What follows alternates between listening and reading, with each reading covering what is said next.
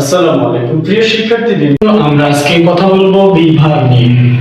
আমরা জানি বিষয়টা খুবই সহজ, কিন্তু এটা না জানলে আমরা টেন্স চিহ্নিত করা, তারপরে ভার্বের সঠিক ব্যবহার করা, যেটাকে আমরা রাইট ফ্রম ভার্বস বলি, তারপরে ভয়েস চেঞ্জ করা, আমরা এগুলো কিছুই করতে পারবো না।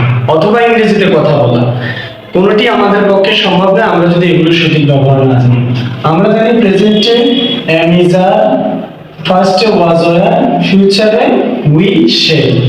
একটা বিষয় খেয়াল করো, যেসব সাবজেক্টের সাথে প্রেজেন্টে I am, he is, she is, Alif is, it is, সেখানেই ওয়াজ ফার্স্টে, সেখানে বসবে ওয়াজ।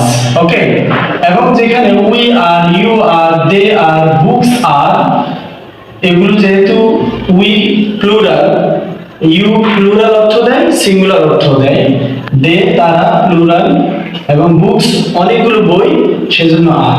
আর ঠিক সেই সব সাবজেক্টের সাথে ফার্স্ট টেন্সে ওয়্যার বসবে। ওকে, এবার দেখো বাক্য গঠন দেখো। দেখো I am a student. I am a student. I was a student. আমি একজন ছাত্র, আমি একজন ছাত্র ছিলাম। দেখো আই এর সাথে ওয়াজ বসেছে। তারপর we are cricket player, we are cricket player, players, আমরা ক্রিকেট খেলোয়াড়। আবার উই আর ক্রিকেট প্লেয়ার্স, আমরা ক্রিকেট খেলোয়াড় ছিলাম।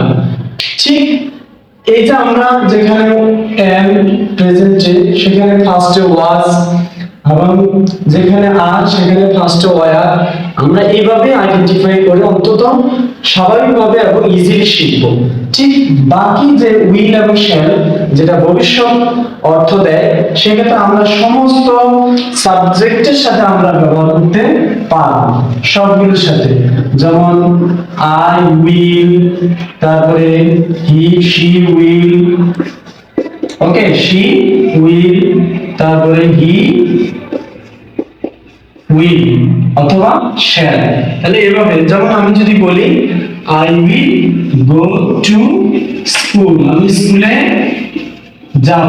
ওকে, তারপরে I will go to London, এভাবে আমরা বলতে পারবো। He will go to market, he will go to market.